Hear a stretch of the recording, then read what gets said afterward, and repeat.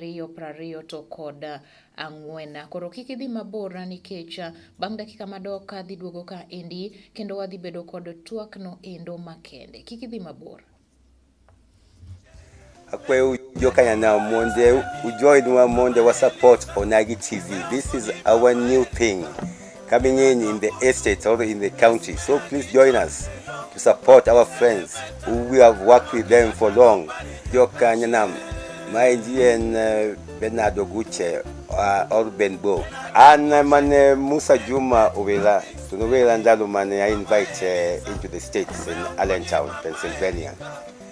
Ko Musa Manuel Okinyo ko wacho ni adonjo peni jo US no wakadira oguche jana kat ngamalongo sana bende omini eji festa gitambo bende Tom Juma bagusiepe Musa madongo mage mani okele US Onagi TV egiwa masani mwadu wa promote ko jo turwa te donjuru we Onagi TV ubo winjo ngolo mag jowa mag Musa Juma mag everybody ma play wa Eilulan dunyo Onagi TV adundo jaluo sani koro adundo wakae ndiye mamondo waritre Ineno chuny Onagi TV, chuny Onagi TV, adundo jaluo. Welcome to the Bowls Resort Kisumu. We offer accommodations, restaurant and bar services, African dishes with other cuisine, conference halls, lounge, children's playground, ample parking area. Come and have a taste of our delightful garden with a serene environment and a spectacular view of Lake Victoria and its shores. We are located along Abuson Road, Riyadh, SOS Village Road, off Kisumu Busia Road, opposite Kisumu International Airport, Kisumu, Kenya. You can find us on Facebook at the Bowls Plus Resort. Email us at reservation@thebowlsplusresort.com. Contact us on 0724-835912 or visit our website at www.thebowlsplusresort.com. The Bowls Plus Resort, serenity and bliss.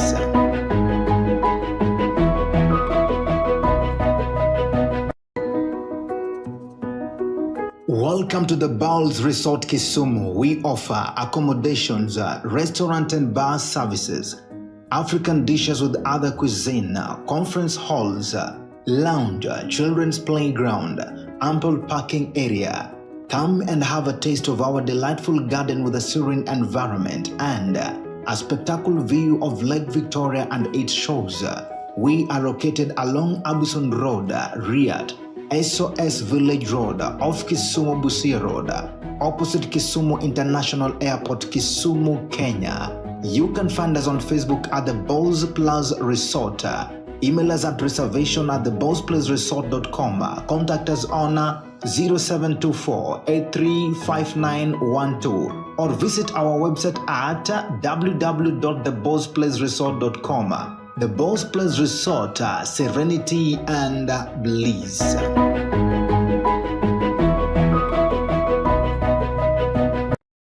Nyinga en Valentine Anyango Tieno, Agal Toto, Apoyo Tinto Gorude, Opuko Chaluri, Sandan Tinto Pokaki, Ane woman rep Matthew Kisumu County ka, Kendo as the people's woman rep.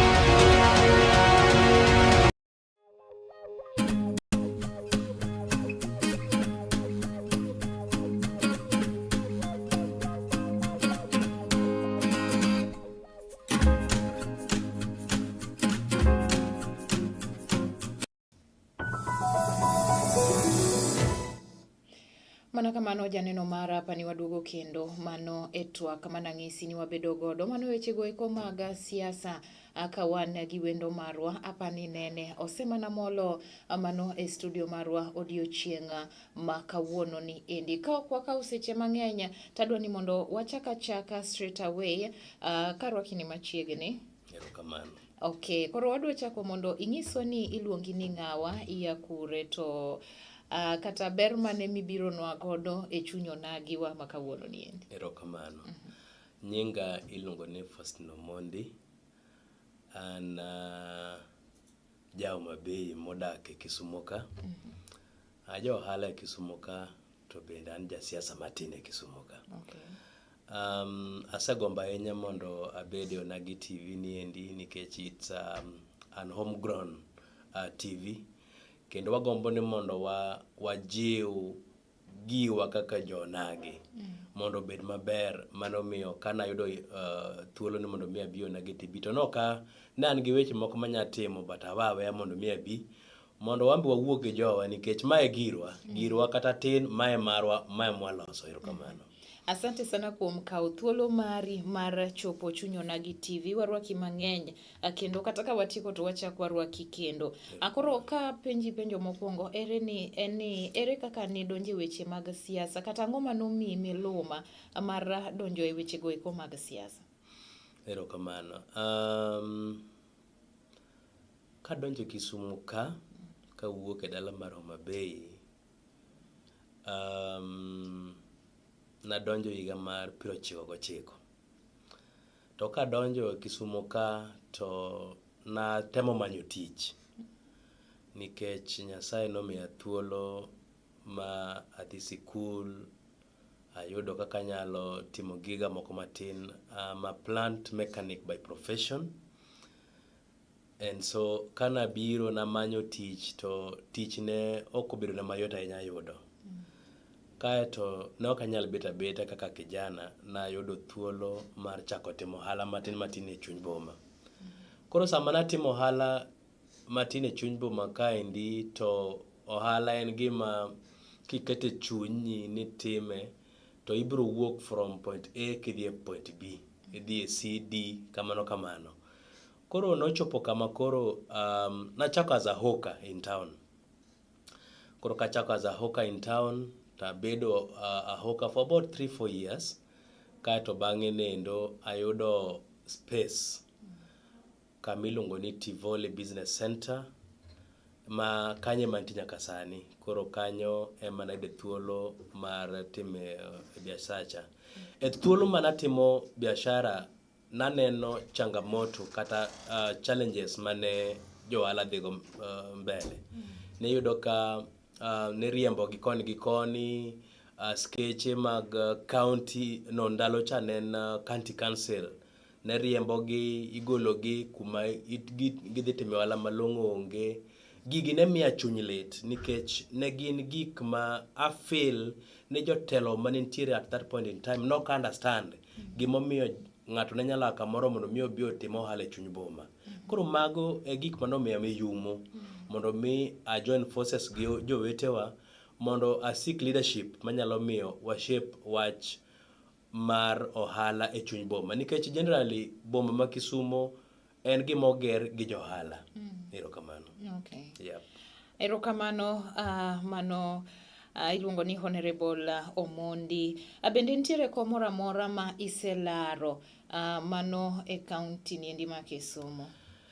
Yes, e county ma Kisumo ni non-privileged mondo mi abede yiero ma higa mar 2022, and na chung kadwaro kom mar MCA mar Market Milimani Ward. Okay. Ne en sana mokwongo madonje siasa. Ne an gima dongere luongo ni a greenhorn in politics. But natemo kar mane anyalo mondo mi ne akel lokruok mana aparo anyalo kelo through chung. To nachung gi party mar DAP Kenya. Ma jatendo en Wamalwa, CS Wamalwa, former CS Wamalwa. And ma notimore nikech naneno ka party wa mane nitiere ndalogo, ne aneno ka nitie challenges. Nitiere gima ing'eni kisebedo johala, ing'eni an johala ka ng'ato biro ira, to kata kapoko ochako wuot ang'e ni ng'ani to dhi ng'iepo, ng'ani ok dhi ng'iepo. Koro naneno dalili to wachna hapana, wawuok kaendi adhi e party moro nikech gima nadwaro en ni mondo mi abed gi opportunity mondo mi awuo gi jowa mondo jowa obed gi yiero ni to ng'awa ma ginyalo dwaro mondo mi otelnegi e weche magi machandore kaka oganda. Mane omiyo ne a crossover madhi e DAP to yes nachung' market Milimani ward. Okay. Yes. Sani waneno ka nitiere pogruok e riwruogno endo mar UDA. Akia ni in tinyalo wacho nade kata ang'o ma inyalo wacho mano e ywaruok mosebedo e riwruogno endo mar UDA? E wach ma jo UDA waseneno ka siasa omako mach. To ne ok en wach ma anto buoga nikech naneno ka jotelo ariyo mag UDA go ne ok ane ka gin joma omakore maber, ne ok gin compatible. Ne en a marriage of convenience. Nineno ka ne gin ema nolosi to ne gidwaro ne giyud votes mag jo Kikuyu gi jo Lang'o mondo bed kanyakla. But jok mane lead votes mag Kikuyu gi mag jo Lang'o gi ne gin joma abrasive gi te, gin jok ma nigi mbi, to mbi gi en ma ok obedo tamed, en ma ng'ato nyalo dhi overboard matin. Koro ing'e ni mondo mi marriage ni bed maber, mondo marriage obedi, mondo keny obedi, nyaka yud ka dhako ni malo to dichuo bedo piny. To ka dichuo ni malo to dhako bedo piny. Mane e keny manyalo dak. To kamineno ka dhako ni malo to dichuo ni malo, mano Holy Ghost fire. Mano ok nyal dhi maber. Mane momiyo ka nyicho waneno ka Gachagua, waneno ka koringo. To nochako gi weche ge moko ni party gi mar UDA ni gi Kenya Kwanza gi ni Cornelian Company. Tineno ka president to wacho ni gini oken kamano. Koro noketo president e yo matek. Ne wanene chon. Omiyo ato kata ka otimore to ok en gima obuoga. Kendo en gima dhi barore. En gima miseneno. Ma dwa barore, ma osebarore, dhi barore ahinya. Matiende ni onge kata winjruok madhi bedo e party no endo mar UDA. Ok ane ka dhi bedo nikech it was not designed mondo mi obedi. Okay. Kendo king'iye mos to ok wang'eyo gimomiyo ne Ruto kaka president o decide mondo mine okaw Gachagua mondo bed deputy president ne. Kane en gi thuolo mar kaw Kindiki mondo bed president ne. Kindiki would have served better kaka deputy president than Gachagua. Taparo ni pesa Gachagua, ngini Gachagua to ng'ama loth ahinya. En ng'ama nigi not ahinya, to en gi mwandu modhaw. Emomiyo aparo ni ng'ani nokete nikech ing'eni siasa ka be dwaro pesa. Yeah. Koro apani mane momiyo ne okaye mondo okete. Aparo ni wach no koro odhi ka gima rumo. Aneno ka odhi barore to odhi bedo mamit mbele ka. Wan kaka jo Azimio ka waneno kaka gigo timore to wagono tenga. Nikech ne wang'eyo ni mae to nyaka timre. Okay. Kamano. Waseneno ka mano jalup jatend piny Kenya Rigathi Gachagua osebedo ko bayo dhok kendo bayo dhok no endo ma ok moro oganda jo Kenya. Akia ni in tinyalo wacho ang'o? Ing'e ni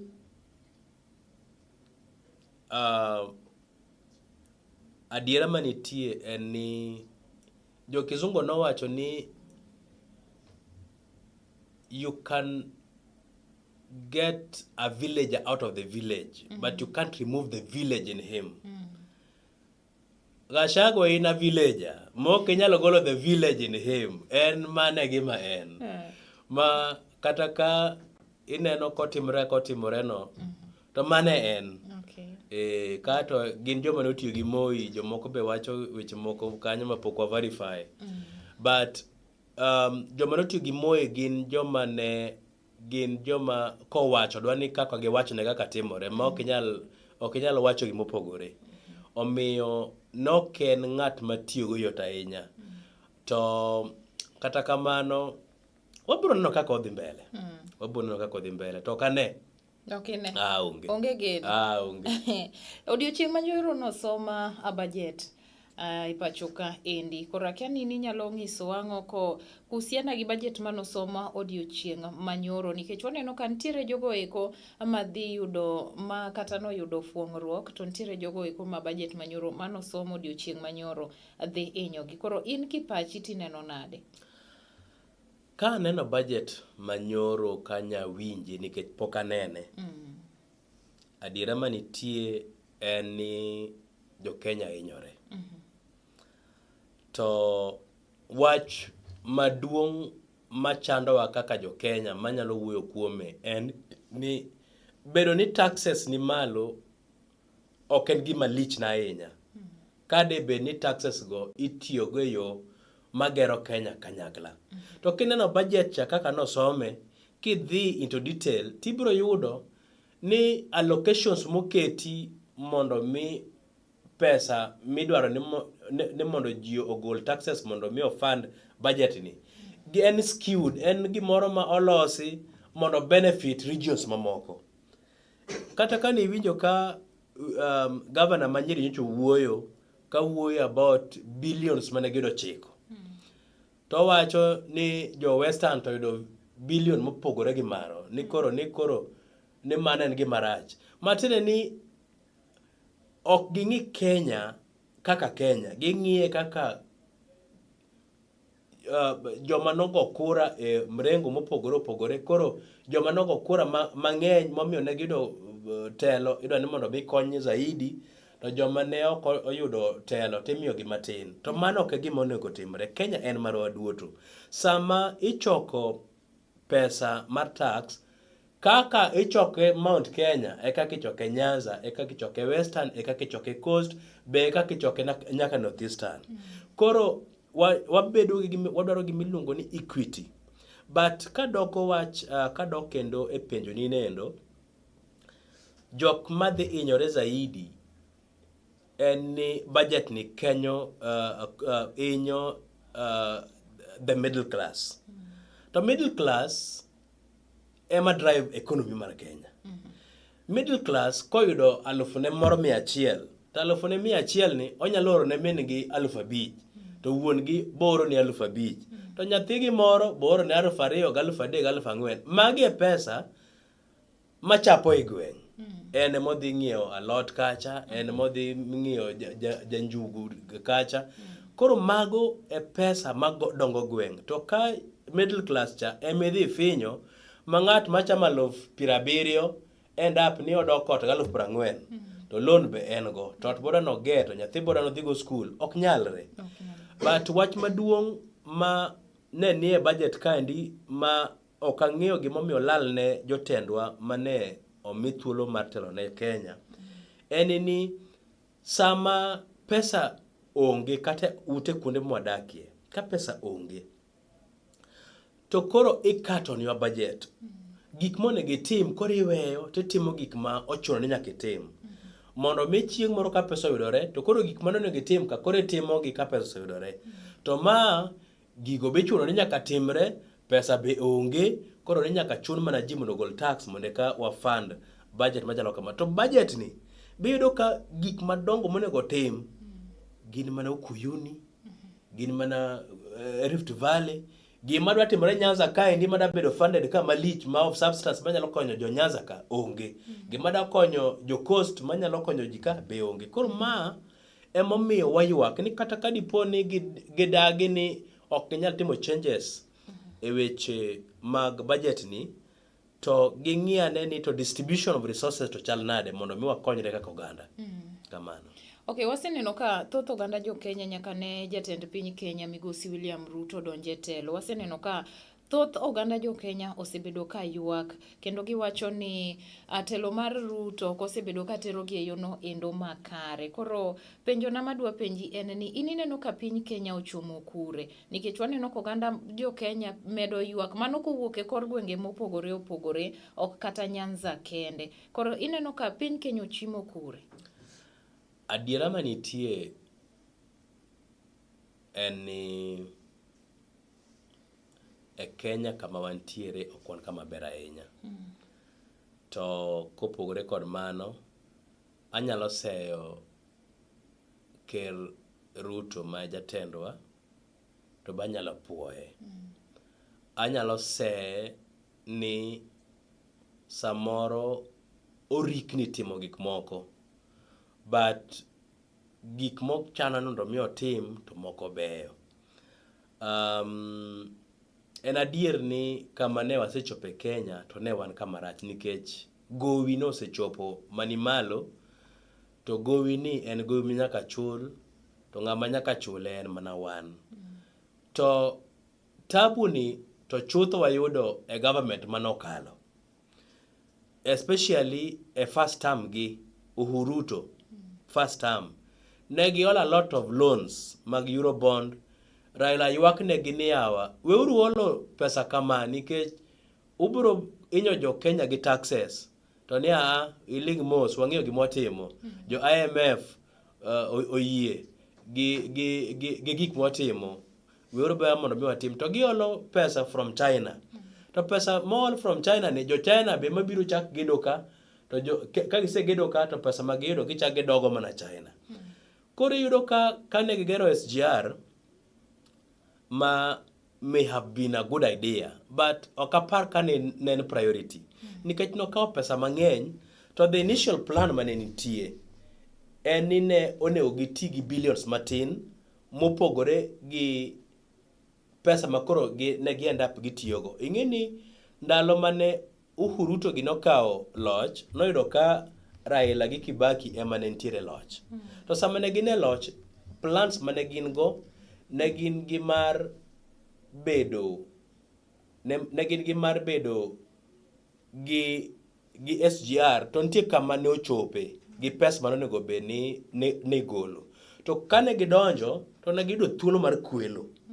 Aparo ne gidwa ni giyaa Kenya mondo ka giyud pesa ma gibiro campaign. Ginyalo yudo ka election mokalo jatendwa notiyo gi pesa mang'eny kabisa.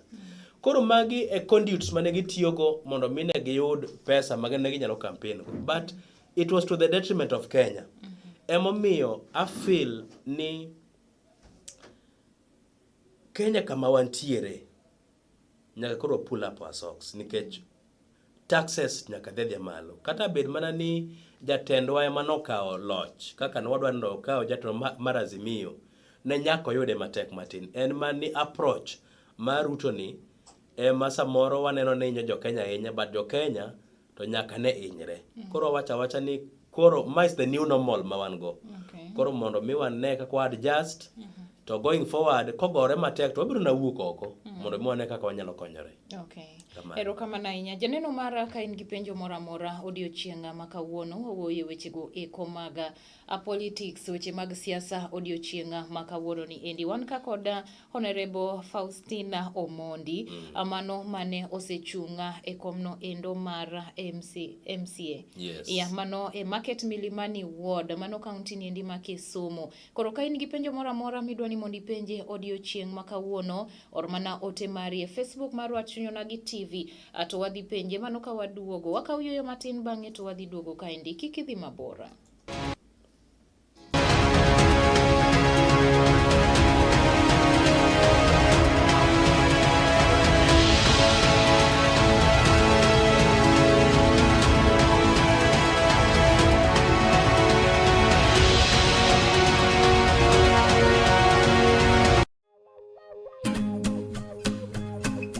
Special event coming up.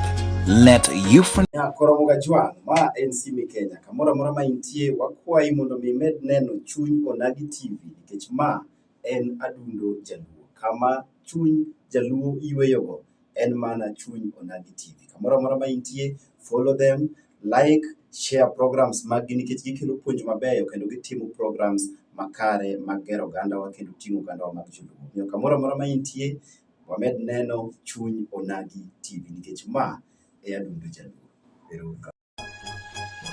Do you have a special event coming up? Mani loving any puonjo tek erai ma puonje, mani era ing'eni chiko tek erai ma chike, ng'amani loving any puonjo betek erai ma puonje, gadiera love yiero kende oyiero toto jaber. Hai nyikwara Mogi, ma en Fredi Jakadongo Madisko mar Chuny Onagi TV. Ahero neno Chuny Onagi TV, adundo joluo, nikech mae e kama jothumbe te, mae od jongoma, mae e kama promote jothumbe, mae kama wayude puonj makare, mae kama wawinje thumbe wa manyasani gi manyachon. Mana ka med hero chenro mar Chuny Onagi TV, kete mana e Chuny Onagi TV, adundo joluo, wan kanyakla. Joka Nyanam, ma en Chuny Onagi TV, kama joluo chokore adu. Ginyinga na ilonga ni Sospita Obungu Owich, an President mar Sufuria Revolution Movement Kenya. Kawuono ni wantiere Chuny Onagi TV, kendo wakwayo oganda duto te kamoro amora ma untie. Mae kama dundo wayueyo godo kaka oganda Joka Nyanam. Biuru duto mondo mi ubed kanyakla kodwa e Chuny Onagi TV. Warwakou nikech kae kuma chuny weche wuokie. Biuru mondo winji luo kitwa gi timbewa. Mae en chuny dholuo kendo en Chuny Onagi dala. Mae chuny adundowa. Mae adundo mar jaluo. Mae adundowa. Mae dalawa. Mae kama onagi nitie. Warwakou duto ubed thuolo. Thumbe manyasani, oangla, ajawa, thumbe duto te igoyo ka e yo mowinjore. Josiasa imiyo thuolo, wacho dwachgi, wacho pachgi, nyiso kaka piny onego bed ni ringo. Ipuonjowa kaka luo kitgi gi timbegi onego bed ni bedo. Mine omi thuolo mar wacho dwachgi, kaachiel gi kaka onego bed ni giriembo wechegi e communities mawa. Nyithindo matindo miluongo ni boy child, kaachiel gi girl child, bende omi ratichgi. Jodongo nigi nafas margi mar wacho wechegi abila. Dongruok duto te, mae kama dongruok nitie. Biuru e Chuny Onagi, biuru wabeduru e adundo marwa kaka Onagi. Akwayo Joka Nyanam monde ujoin monde wa support Onagi TV. This is our new thing coming in the estate or in the county. So please join us to support our friends who we have worked with them for long. Joka Nyanam, my GN Bernardo Guche or Benbo. And man Musa Juma Ovela. Tunowela ndalo mane I invite into the States in Allentown, Pennsylvania. Koro Musa manuwelo kinyo ko wacho ni adonjo peni jo US no wakadira oguche jana kach ngamalongo sana bende omini eji festa gitambo bende Tom Juma magusiepe Musa madongo mage mane okele US. Onagi TV egiwa masani mwadwa promote kojo turwa te.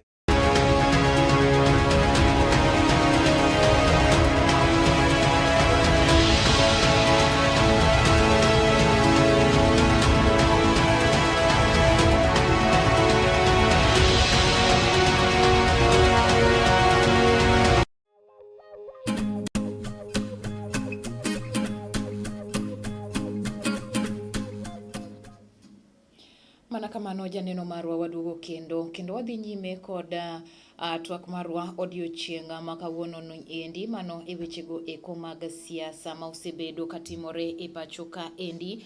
Ka wadhi nyime en ni adwa ni mondo apenji ni bende isiro wach mar migosi Raila Amolo Odinga dhi laro komno endo mar AUC.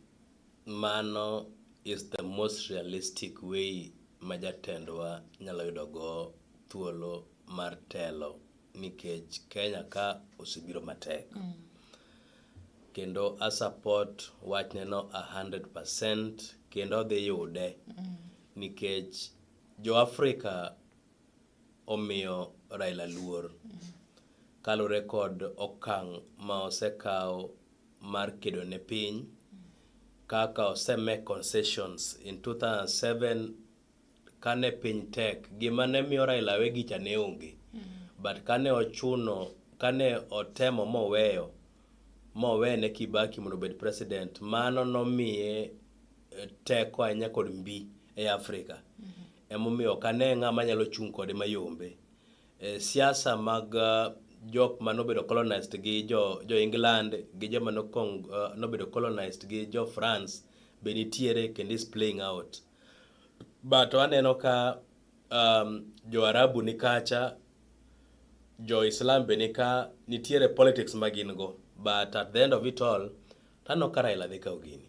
A support tano kodhi kawe. Waseneno ka kata migosi jatend piny Kenya mano migosi William Ruto bende nesiro wachno endo mar migosi Raila Amolo Odinga dhi laro komno endo mar USC mano kano onyiso jotelo mawuok e pinje Afrika kata pinje mamoko mondo omi osire lwedo. Akia ni sir ma migosi Raila ma jatend piny Kenya mano William Ruto osebedo ka siro godo Raila Amolo Odinga e dhi laro komno endo be irwake. Ing'eni nyaka rweko kata siro ma jatendwa Ruto siro go Raila. To choice mane en go? Nikech Raila e kudho machuoye. Raila ni be apilo malungo wang'e. Koro samora mora moyudo thuolo monyalo golo go apilo mar Raila e wang'e. To pi mora mora moyudo nyako tigo mondo mi oluok go wang'e. Mondo mi ogol go apilo malunge man Raila. Koro okapar ka choice ne en go. O kata ni o support Raila nikech ohero Raila. O support Raila nikech oonge choice. Nyako support mondo koyud thuolo monyalo tiyo go maber ma ok oket mach kamoro kacha manyalo miyo wang'e. Koro mano ema miyo I feel ni o support Raila. To bende o support Raila nikech oneno ka Raila nigi chance maber. De bed ni Raila onge gi chance maber, onge ng'ama dwa associate gi failure. O support nikech oneno ka en gi chance maber mar yudo telo no. To bende achiel kuom gik madwarore ne jachung' kaka koro kom mar Raila laro mar bedo chairman mar Africa ni en ni nyako yud support kuom piny moae. Aparo ni mano en rapo ma bende Raila oseyudo mondo mi kata ka koro dhi lero to dala oseloso maber kendo jo dala supporte. Erokamano. Awaneno ka riwruok mar ODM lero osebedo kachichande ng'atno endo madhi kawo kar migosi Raila Amolo Odinga mondo koro en bende obed kata wasebedo ka waneno ka ntiere jogo ma osebedo ka chung' malo kendo wacho ni gidwa ni mondo gikaw kar migosi Raila Amolo Odinga. Mano e riwruogno endo mar ODM. In king'iye tineno ni en ng'adno kata en ng'at mane ma onego bed ni kaw kar migosi Raila Amolo Odinga. Mano e riwruok mar ODM. Ing'eni penja wach mar ODM. Ta ano ka ja ODM.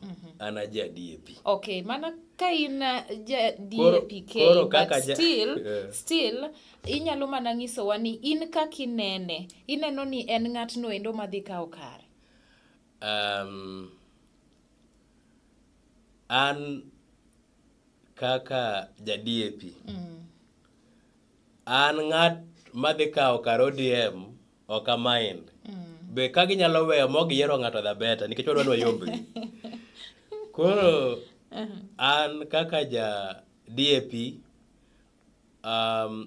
wadwaro ng'at ma very weak e ODM mondo wadwa yombgi nikech mbele ka wabiro dhi opogi. Unless ni weche moko aneno ka weche moko bende mbele ka ing'eni ODM no to be dalawa. Wanyalo biro neno mbele kanyo endo ka wanyalo neno kaka wa support. Ting'eni kaluwore kod sani an ja DAP. Poka crossover madhi e ODM. Koro weche matimore e ODM ok anyal ng'eyo. An kata sani endi kiwacho ni nitiere jomoko ma samora are preferred an ok ane nikech wan magelando nwano mwabiro timogo mwabiro kawo. Koro irito ni ng'atno endo mobiro yier. Wan mobiro yier mwabiro tiyogo. But de ODM party dwani mondo mi obed gi mbi maber. To iwacho party leader koso chairmanship mar party? Party leader. Party leader. Ana feel ni kane Raila wuok weyo party to ng'ama dide ogero ne party maber ne en Joho. But Joho bende kaluwore kod kaka jomochungo kaka Oparanya is also a good bet. Koro between Joho and Oparanya, mago gin jok moromo bedo e leadership mar ODM. Mano kawuoyo e ot mar ODM. Wan odwa koni, to sawa, ok ane ka wan gi tabu. Koro od jo ODM kono, to ka aneno, gionge gi shida, gin mana ni koro baba wuok, dwa weyo ne nyithinde. Kowuok owe ne nyithinde, wuode maduong' en Oparanya, wuode mar ariyo en Joho. Koro onyalo ng'iyo between jariyogo ni to ng'awa manyalo telo. But kidwaro ng'ama nigi mbi manyalo wuoyo kamoro amora, manyalo galvanize votes, manyalo dhi and is acceptable, to Joho fit the bill moloyo Oparanya. Oparanya dhoge pek matin. But kikori dwaro ng'ama duong' manigi wisdom, manyalo miyo manyalo kuyo weche ka weche tek, tapano Oparanya fits the bill. Koro jariyogo, ng'at achiel kuomgi ka giyiero ok apar ka gibiro dhi marach ahinya Sapati. Erokamano. Okay, asante sana. Akawere gi weche go eko mag ODM, to en ber mane ma ikone jogo eko ma kata jo Market Milimani Ward? E Market Milimani Ward wa sebedo gi tungni moko matin e weche mag johala, kigolo johala mag Nyamlori, kitero gi Uhuru Business Park, apane weche moko pod nie court, omiyo weche manie court ok adana wuoye. But wach maduong' en ni leadership mar county osetemo. Leadership mar county osetemo mondo omi johala chirni maginyalo bedogo. Kendo agombo kawo thuolo ni mondo agone jotelo mag county erokamano, nikech e ward wa mar Market Milimani aneno ka chiro miluongo ni Chichwa nasebedo kago koko, nikech mano e achiel kuom agenda mane an go mara kaka ng'at mane dwaro MC mar Market Milimani Ward, ni Chichwa was enclosed. Ma ng'at makalo ok nyal ng'eyo ni nitiere kamoro ni chiro moro manitiere chuny boma miluongo ni Chichwa. Nikech en closed ma ok oyawore ma ng'ato ok nyal neno ni activity moro nitie matimore iye kanyo. But kanjo ne gi decide mondo mi giwuog gi johala, gibed gi johala piny mondo giyaw duknigo, mondo ng'ato ka ng'ato oyaw dukane, gibed gi shutter doors, roller doors ma onyalo roll up to tiyo, to kochopo dhiambo to roll down to loro for security purposes, to gitimo hala. Mano was the way to go. Tanno ka gitimo mano. Emomiyo ma en puoch gi pak mar leadership mar Chichwa, agone leadership mar Chichwa erokamano, kendo agone county leadership also mochung' ne weche mag revenue erokamano mar miyo johala thuolo matimo manindo. E weche machielo wang'e restructuring moko matimore. Adiera mantie ni wan kaka jotelo nyaka wa support development, nyaka wa support yore incentives manyalo miyo jowa bed gi thuolo maber mar bedo gi lwasi maber mar timo ohala. En mana ni wagombo ni kata ketimo gigi to timgi in human manner, ma ok ne riemba ji, timuka ji gi tok moruodho. Mano ok ber ahinya, nikech ma en Kisumu en marwa duto. Kawuono in e leadership, kiny ionge. Koro onge ng'at ma ok manyalo bedo e lot forever.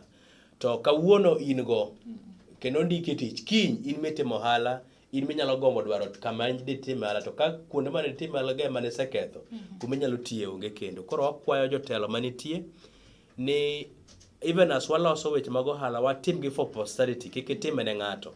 Time ne nyathini, makata ka chieng' moro history koro jaji, history ok jaji harshly, nikech nitimogi maber. Koro Market Milimani Ward, wach maduong' ma koro wakwayo en ni leadership mag johala oriwre, gi work with one gibed gi one voice, giriwre mondo gine kaka ginyalo steer jowa e yo mag gibedo go gi table bankings, giolo loan e yore giwegi to gichom yor sako mondo gibed gi pesa ofuke gi manyalo miyo giholre giwegi to gidongre ka gikelo go mwandu ma ji nyalo kawo. Erokamano. Erokamano ahinya. Janeno mara neno mana ka sawa mar bedo ka endi osemana rumo kendo watieko twak marwa odiochieng' ma kawuono ni endi. Agoni erokamano kuom bedo kod odiochieng' ma kawuono kendo pod warwaki ni biduog kendo mondo itwag kod oganda jo Kenya. Mano kotenore kod wechego eko mag siasa. Weche mag ohala be wabedo ga godo, inyalo biro mondo at least iwuo gi jo ohala matindo tindo kod jo ohala madongo mago matimo ohendni mekgi e kaunti ni endi ma Kisumu kata kor gwenge mopogore opogore kata counties mabende opogore opogore e pacho ka endi. Mana kamano janeno mara koro watieko chenro ma kawuono ni endi. Wadhi duogo kendo e chenro no endo mar Onagi Jakinda. Mano kochakore saa 4 wang'e nyaka omol saa 6 mar odiochieng'. Manite e chenro ma kawuono en mana an Sheila Chieng' Nyaramogi. Warom kendo mano e sechego eko mabiro nyime. Oriti masani.